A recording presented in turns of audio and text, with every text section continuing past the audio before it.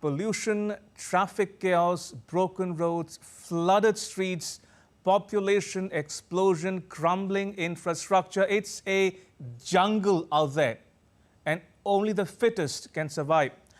I'm not talking about your health, far from it. Now, you might be taking good care of your health and fitness, keeping your cholesterol in check, doing regular push-ups or going for a run. But have you ever wondered, how fit is your city? What if the city you live in is decaying or dying? In other words, is your country's capital city future ready?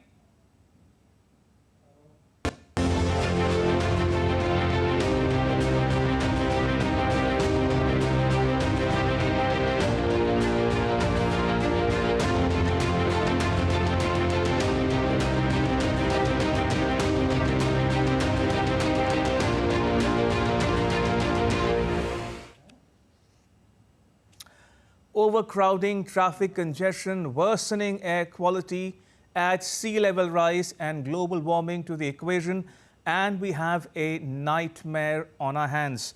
Disasters, man-made or natural, are forcing governments everywhere to think about the future of their cities in general and their capital city in particular. And it's no different in the global south.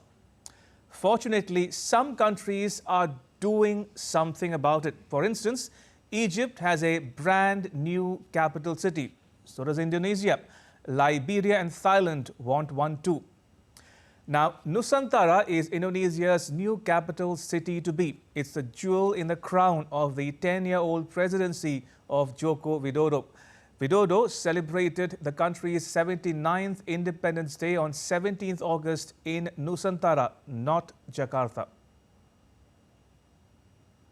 Now, Kalimantan is on the geographic island of Borneo, and Borneo has 3 countries on it. 80% is Indonesia, 20% is Malaysia, and a little bit within that is the Sultanate of Brunei. But geographically, Kalimantan is the center of Indonesia. So therefore, they want to move to the center. Secondly, it is also geographically stable. You know, much of Indonesia lies in the ring of fire, which means there are volcanic eruptions, earthquakes, and tsunamis. And all these, the Kalimantan island is the most stable. So therefore, that is another reason to choose it. So centrality and stability. Now, Nusantara is located in the province of East Kalimantan on the island of Borneo, about 1,200 kilometers from the current capital, Jakarta, on the island of Java.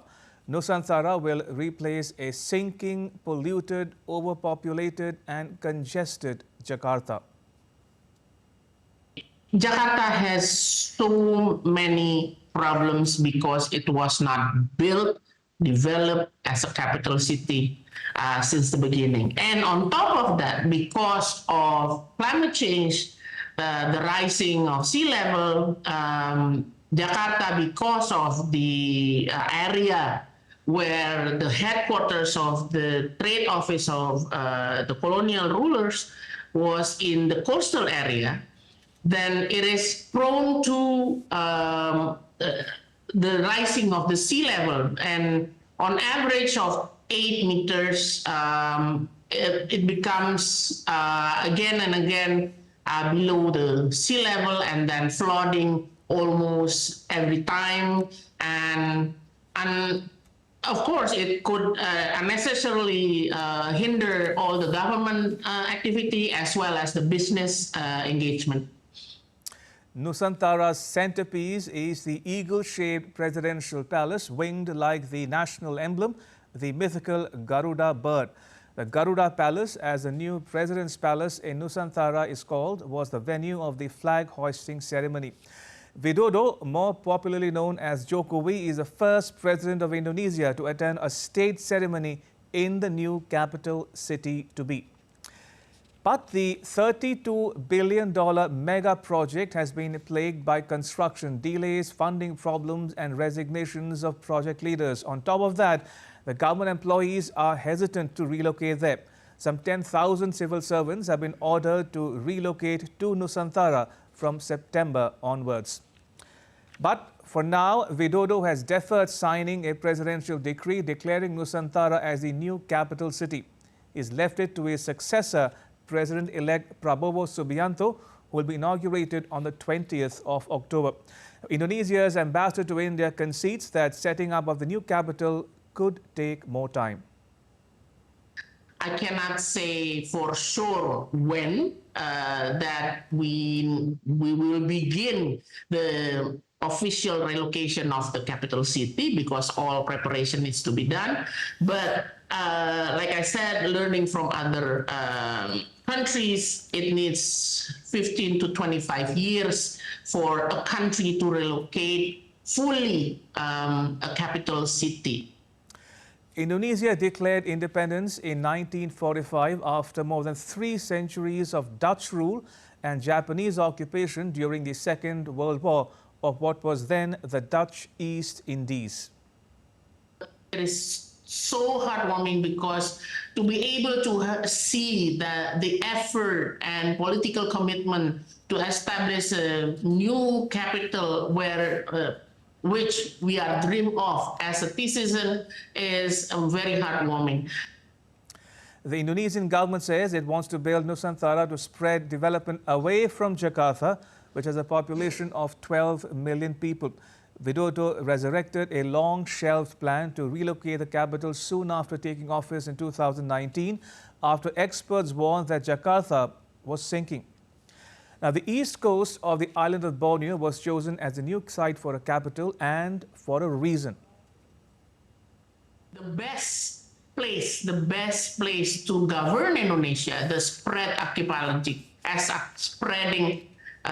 of archipelagic nation, it's in the center, which is where Nusantara is. And also this decision of Nusantara, it's because the western part of Indonesia, which is Java, Kalimantan, is already densely populated, whereas the eastern part is not yet developed at the level that we want. So it is, of course, important to, again, equitable development for all. So the location was strategic. Nusantara is centrally located to better serve Indonesia's more than 17,500 islands and ensure equal development across Southeast Asia's largest economy. Indonesia's population and economic activity have long been dominated by the island of Java, of which Jakarta is a part. And Java accounts for 58% of Indonesia's GDP. Now, the plan called for Nusantara to be built in 5 stages by 2045. The government aims to have 1.9 million people living in Nusantara by then, importing a wave of human and industrial activity into the heart of Borneo. Phase 1 is intended for the president, ministers and key civil servants. Indonesian government will fund 20% of Nusantara. It wants $6.13 billion in private investment by the end of 2024. But as of June this year, it had received only $3.3 billion, all from domestic backers. Now, Nusantara has its fair share of critics. Foreign firms are reported to be reluctant to commit to a city in one of the world's largest stretches of rainforest, home to orangutans and long-nosed monkeys. Now, they base their opinion on a warning by environmentalists that the planned city will speed up deforestation in the rainforest. Now, Egypt's President Abdel Fattah el-Sisi is a former army chief and military intelligence chief with a fondness for mega projects. On 2nd April 2024, at a grand ceremony in a yet-to-be-named new capital that he has built in the desert, the 69-year-old embarked on a 3rd term at the helm of the Arab world's most populous country. The oath marked the inauguration of Egypt's new administrative capital. Sisi supporters back him as a visionary, blazing the trail for his quote-unquote new republic. The crowning jewel of this republic is a $58 billion capital city just 45 kilometers east of Cairo. The new capital was announced in 2015. Of course, one of the main features, so to say, of this new capital city is that it is far away from the Nile. And the lives of the Egyptians have always been around the River Nile. But what they have tried to do is to create what they call the Green Nile. In other words, a green belt which runs right across the city, some 35, 40 kilometers in length when it is going to be completed. Which they hope will not only kind of give them the sense of the river, which they will definitely miss when they go out further east into the desert, but will also provide a certain ecological balance. It's a very, very ambitious project, and I wish them well.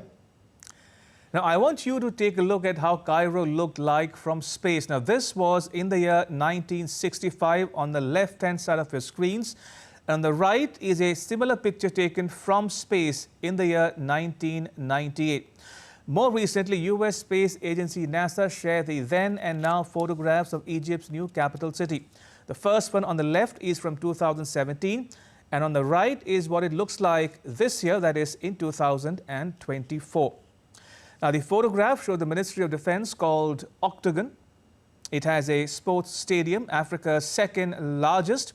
It also has a 10-kilometer-long green river park for walking and cycling. And it has a state-of-the-art building to house the country's parliament. More than 1,500 families have already moved into the new city. Now, that said, critics describe the new capital city as a vanity project and a waste of public money. Two-thirds of Egypt's 106 million people live on or below the poverty line. The country teetered on the brink of default before wealthy Gulf ally the UAE pledged $35 billion in loans, and Egypt secured financing agreements with international lenders. But Egypt's government insists that it can pass the economic reforms demanded by the lenders and unite the country. Now, Liberia in Africa and Thailand in Asia are mulling a new capital city too. Severe flooding in Liberia has led a group of lawmakers there to propose relocating the capital city away from an overcrowded and poorly managed Monrovia. The flood-prone capital was particularly badly hit because of overpopulation, poor sewage system, and a lack of building regulation. The proposal to replace the capital is not a new one in Africa's oldest republic. In 2012, the country's then President Ellen Johnson Sirleaf suggested relocating Monrovia to a new city called Zekepa in the center of the country. Thailand may have to consider relocating its capital Bangkok as well because of rising sea levels. Projections consistently show that low-lying Bangkok risks being inundated by the ocean before the end of the century. Now, Egypt and Indonesia follow a long list of the global south countries that have developed a new capital city. For instance, Yamoussoukro became Ivory Coast's capital in 1983. Earlier, the capital was Abidjan. Nigeria's Abuja is one of a handful of planned capital cities on the African continent. Nigeria's capital was Lagos until 1991. And Tanzania shifted its capital from Dar es Salaam to Dodoma in 1996. Now, Tanzania's capital Dodoma and Yamoussoukro in Ivory Coast were also established as administrative capitals towards the end of the 20th century. Nigeria's Abuja, Tanzania's Dodoma and Ivory Coast's Yamoussoukro occupy geographically central positions in their respective countries.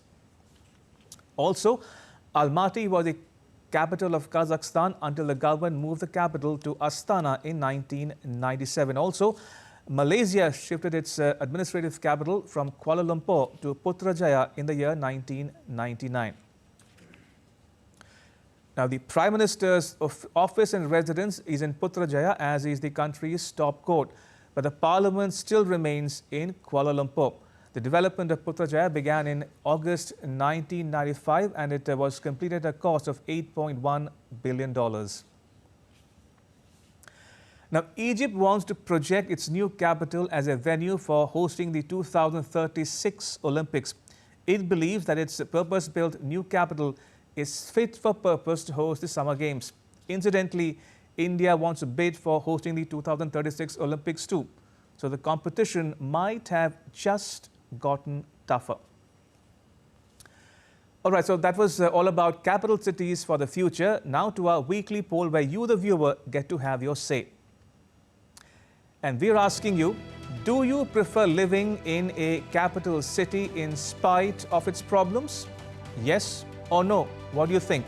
I repeat, do you prefer living in a capital city in spite of its problems? Yes or no? Tell us what you think. You can post your replies on our social media accounts on Facebook, X and Instagram. We'd love to hear from you. And now to the result of last week's poll. We'd asked you, are the grievances of the Baloch people justified? Yes or no? And you have spoken. 75% say yes, their grievances are justified. 25% say no. Thank you for letting us know exactly what you think. Appreciate it.